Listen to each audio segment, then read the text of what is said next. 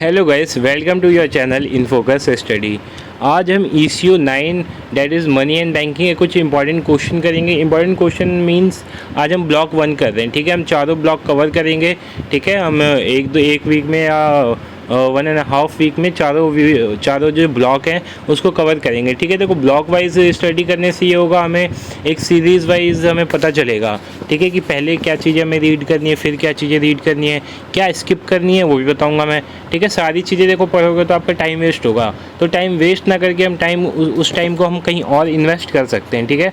तो मैं आपको बताऊंगा हमें क्या करना है, कैसे करना है, ठीक है। तो यूनिट 1 पे आते हैं। देखो, ब्लॉक 4 में कितने यूनिट है, सॉरी ब्लॉक 1 में कितने यूनिट है आपको बता देता हूँ मैं।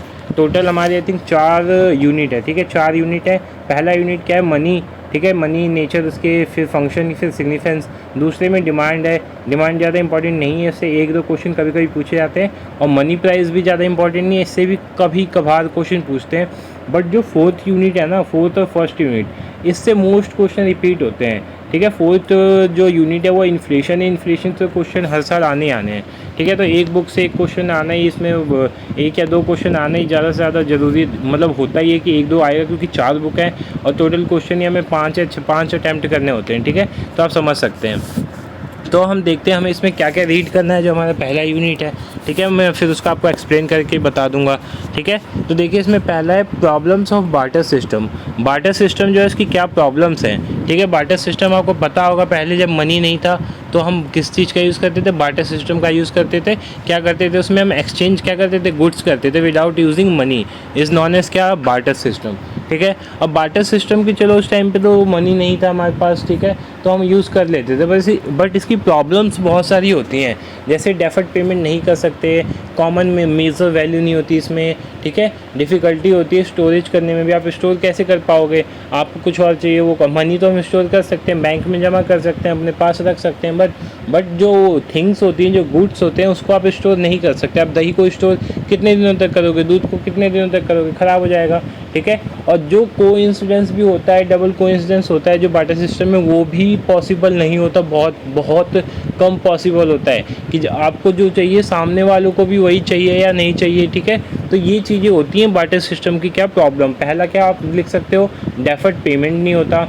दूसरा, कॉमन मेजर वैल्यू नहीं होती। तीसरा, स्टोरेज करने में प्रॉब्लम होती है। चौथा क्या हो सकता है, जो कोई इंसिडेंस होता है ना, डबल कोइंसिडेंस, वो नहीं होता। तो 4 पॉइंट काफ़ी इनफ है इसके लिए, ठीक है। अब व्हाट इज़ मनी, मनी क्या है, देखो पहले तो क्या है, इवोल्यूशन ऑफ, मतलब इवोल्यूशन मनी जो है वो कैसे इवेल्युएट हुआ, कैसे वो चेंज हुआ, कैसे उसके जो टाइप से वो अलग अलग चेंज हुए, तो आप इसमें देख सकते हो। मैं आपको दिखा दूंगा आगे जाके, ठीक है।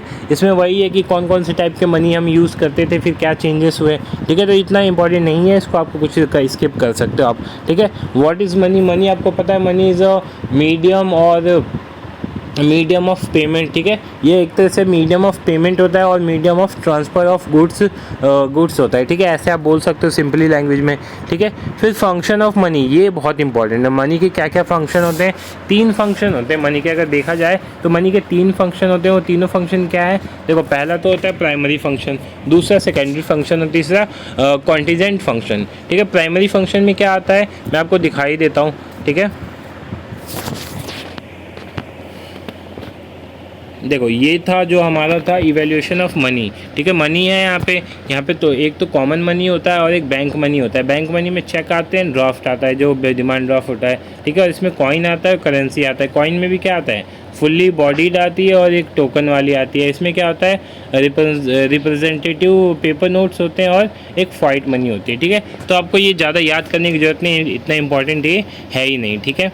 आपको करना क्या है, व्हाट इज़ मनी पता है आपको। देखो यहाँ पे सब ने अलग अलग चीज़ें बता रखी हैं, क्योंकि एक डेफिनेशन तो हो नहीं सकती। जैसे इन्होंने जी डी एच कोल ने क्या बोला था, money is anything that is habitual and widely used means of payment and is generally acceptable in the settlement of डेप्ट, ठीक है। तो इसको क्या बोला जाता है, मनी बोला जाता है, ठीक है। तो मनी की डेफिनेशन तो चलो हो गई, आपको मनी की डेफिनेशन पूछता नहीं है, ठीक है, तो आप स्किप करो। आपको करना क्या है, फंक्शन मेन है हमारा, फंक्शन है। फंक्शन में पहला क्या है, प्राइमरी, दूसरा सेकेंडरी और तीसरा कॉन्टीजेंट, ठीक है। प्राइमरी फंक्शन क्या होता है, मीडियम ऑफ एक्सचेंज पहला तो, ठीक है। ये क्या है, मीडियम है किस चीज़ का, एक्सचेंज करने का।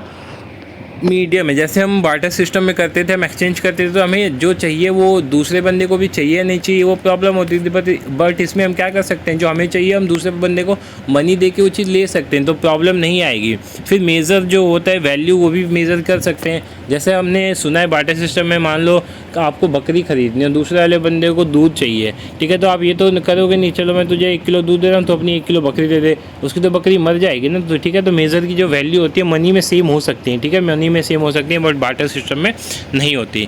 दूसरा है सेकेंडरी फंक्शन। इसमें क्या होता है, जो डेफर्ड पेमेंट होता है इसका ऑप्शन मिलता है, ठीक है, मनी की वजह से आप बाद में पेमेंट कर सकते हो। जो पोस्टपेन पेमेंट होती है, ठीक है, अस्थगित भुगतान होता है, वो आप बाद में कर सकते हो, ठीक है। स्टोर कर सकते हो आप वैल्यू को, आप दही को स्टोर नहीं कर सकते, दूध को स्टोर नहीं कर सकते, कोई खाना है उसको स्टोर नहीं कर सकते, बट मनी आपकी स्टोर हो सकती है इन दी बैंक, ठीक है। तीसरा है ट्रांसफ़र ऑफ वैल्यू। आप वैल्यू को ट्रांसफ़र भी कर सकते हो एक दूसरे से तीसरे जगह चौथे जगह, लेकिन आप जो इसमें एक्सचेंज होता है गुड्स का, बार्टर सिस्टम में वो नहीं हो पाता है, ठीक है।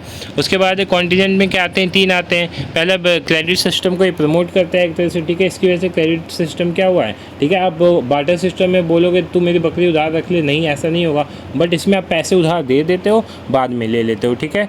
फिर उसके बाद है distribution of national income. National income में भी हेल्प करता है। और तीसरा पॉइंट क्या है, help in maximum of utility as well as profit, ठीक है। तो 3 पॉइंट थे, हमने तीनों पॉइंट देख लिए, ठीक है। ये डिटेल है, आप देख सकते हैं अपनी बुक्स में। फिर उसके बाद क्या है, सिग्निफिकेंस ऑफ मनी, तो आप ये कर सकते हैं, स्किप भी कर सकते हैं, ज़्यादा इंपॉर्टेंट नहीं बोलूँगा मैं इसको, ठीक है। एविल्स ऑफ मनी इंपॉर्टेंट है। मनी देखो अच्छी चीज़ भी है तो ख़राब चीज़ भी है, ठीक है। हर चीज़ की कुछ अच्छी प्रो होते हैं तो कुछ कॉन्स भी होते हैं, ठीक है,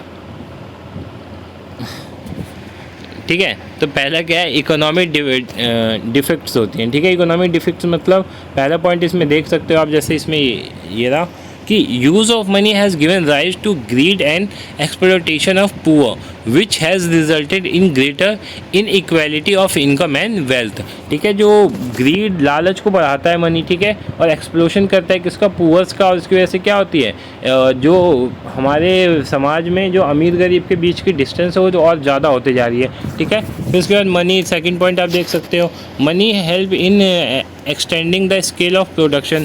मनी की वजह से स्केल ऑफ प्रोडक्शन होता है, जिसकी वजह से क्या होता है, लेबर्स का शोषण होता है, ठीक है। तो ये सारे पॉइंट है जो आप कर सकते हैं। दूसरा सोशल इफेक्ट भी होता है। सोशल इफेक्ट में क्या होता है, money has encourage many kind of anti social activity, ठीक है। गैम्बलिंग खेलते हैं, जुआ खेलते हैं, ड्रीम इलेवन आपने सुना होगा, तो ये मनी की वजह से ही होता है, ठीक है। ये इनकरेज करता है किसको, टेंडेंसी ऑफ एक्सप्लोटिंग अदर, ठीक है। तो 2 पॉइंट इसमें से हो गए।